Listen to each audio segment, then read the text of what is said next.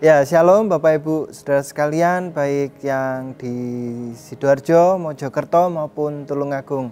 Doa saya kita semua dalam keadaan baik dan sehat-sehat, dan kita tetap dalam pemeliharaan dan perlindungan Tuhan. Bapak Ibu Saudara sekalian, hari ini saya ingin mengajak kita sama-sama merenungkan tema gereja kita mengenai komunikasi. Dan biasanya salah satu komunikasi yang terberat dan tersulit bagi orang Kristen adalah bagaimana orang Kristen tetap menjadi Kristen ketika dia membangun komunikasi dengan dunia. Sehingga ada begitu banyak kegagalan orang Kristen membangun komunikasi dengan dunia karena biasanya ada satu sikap yang melatar belakangi. Nah, hari ini begitu banyak orang yang menganggap dunia menjadi sesuatu yang harus dibenci, harus dihindari, dan dunia dianggap mencemari iman kekristenan jika kita terlalu dekat dengan dunia. Paling tidak biasanya ayat yang dipakai adalah Roma 12 ayat 2 yang mengatakan, janganlah kamu menjadi serupa dengan dunia ini, tetapi berubahlah oleh pembaruan budimu sehingga kamu dapat membedakan manakah kehendak Allah, apa yang baik, yang berkenan kepada Allah, dan yang sempurna. Dan ayat ini lalu dipahami sebagai perintah Tuhan yang terus menerus untuk kita menjauhi dunia, membenci dunia. Bahkan ayat ini dipakai untuk banyak orang Kristen untuk menghindar dari dunia, menghindari dari urusan-urusan dunia. Nah, Bapak Ibu sekalian, tapi apakah betul demikian? Apakah tepat demikian? Maka hari ini kita mau melihat sebuah ayat yang akan memberikan kita sebuah cara pandang yang berbeda, sehingga cara pandang kita yang berbeda dengan dunia akan membuat cara berkomunikasi kita dengan dunia akan lebih alkitabiah. Nah, Bapak Ibu sekalian, saya mengajak kita untuk membaca atau merenungkan dari Yohanes 1 ayat 10 yang berkata, ia telah ada di dalam dunia dan dunia dijadikan olehnya, tetapi dunia tidak mengenalnya. Nah, Bapak Ibu sekalian, di sini ada 3 kata dunia dalam satu ayat ini.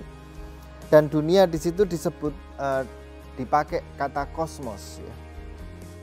Nah, mari kita lihat bersama, ada 3 kata dunia dalam satu ayat. Kata pertama,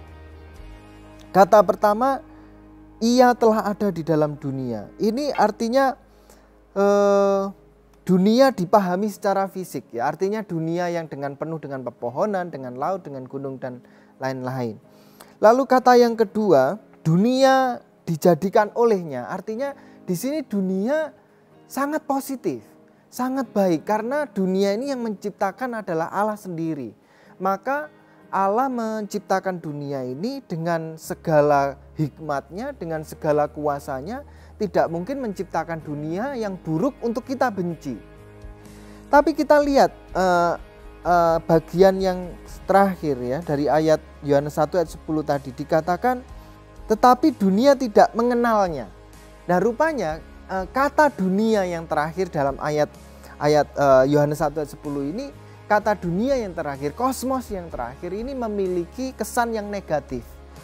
Karena dunia itu diciptakan oleh Tuhan, tetapi justru ciptaannya tidak mengenal penciptanya, gitu. Nah, maka di sini kita lihat ternyata dunia tidak semuanya jelek. Ada dunia yang positif yang diciptakan Allah.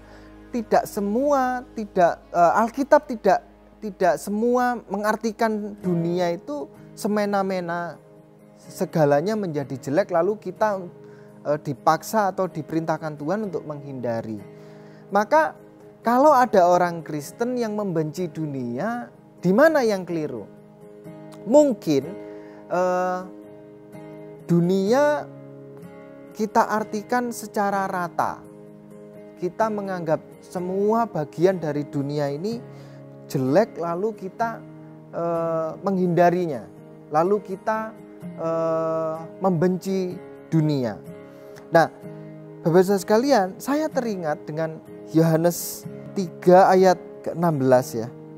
Di sana dikatakan karena begitu besar kasih Allah akan dunia ini gitu ya. Jadi rupanya Tuhan pun cintanya juga begitu luar biasa sehingga dia harus merelakan anaknya untuk mengorbankan hidupnya bagi dunia supaya dunia ini menjadi terselamatkan gitu.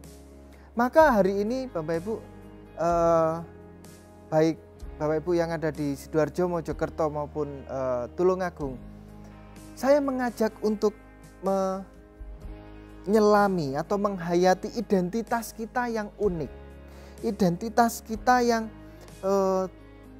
yang penuh dengan ketegangan, tetapi melalui ketegangan itu kita menjadi kreatif.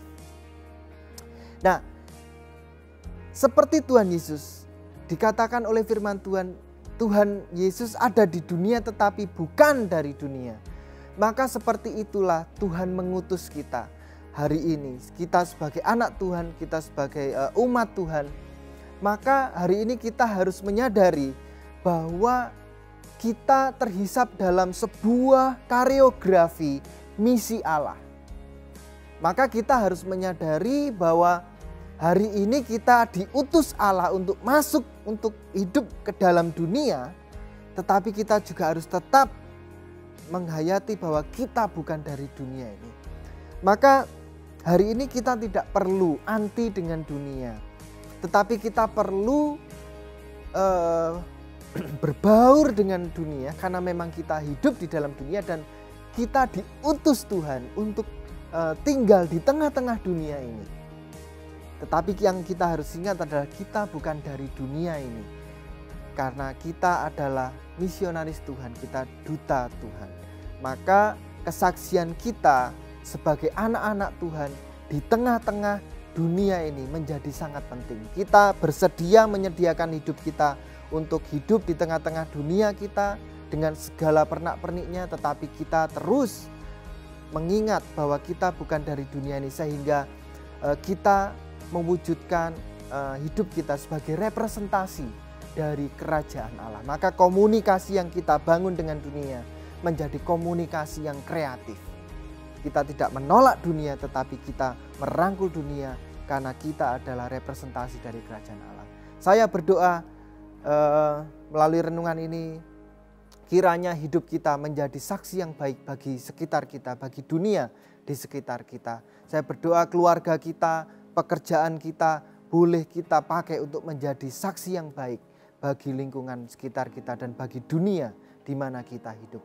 Saya mengajak kita untuk menutup renungan ini dengan berdoa. Tuhan, hamba berdoa untuk hamba-hambamu, anak-anak Tuhan di Rock Sidoarjo, Rock Mojokerto, Rock Tulungagung. Kiranya Tuhan menolong, memberi kemampuan bagi kami sehingga kami tidak anti dengan dunia, tetapi kami menyediakan diri kami, menyediakan hidup kami untuk tinggal bersama-sama di dunia ini. Tetapi kami terus mengingat bahwa kami bukan dari dunia, tetapi kami adalah misionaris Tuhan, di mana Tuhan mengutus kami. Kami adalah utusan Tuhan, kami adalah representasi dari kerajaan Allah. Sehingga kehidupan kami, keluarga kami, pekerjaan kami, perdagangan kami, semuanya boleh menyaksikan cinta kasih kepada Tuhan dan cinta kasih kami kepada dunia ini. Terima kasih Tuhan, maka kami dengan ini membuka hidup kami untuk Tuhan berkarya melalui kami di tengah dunia ini.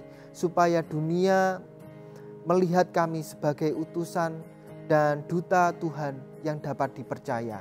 Terima kasih Tuhan, kiranya melalui hidup kami, di mana kehadiran kami, di situ berkat Allah mengalir melalui kehidupan kami. Berkati seluruh jemaat Rock Sidoarjo, Mojokerto dan Tulungagung. Tuhan berkati keluarga, pekerjaan, usaha, sehingga kehidupan kami boleh menjadi berkat bagi banyak orang. Di dalam nama Tuhan Yesus kami sudah berdoa dan bersyukur. Haleluya. Amin.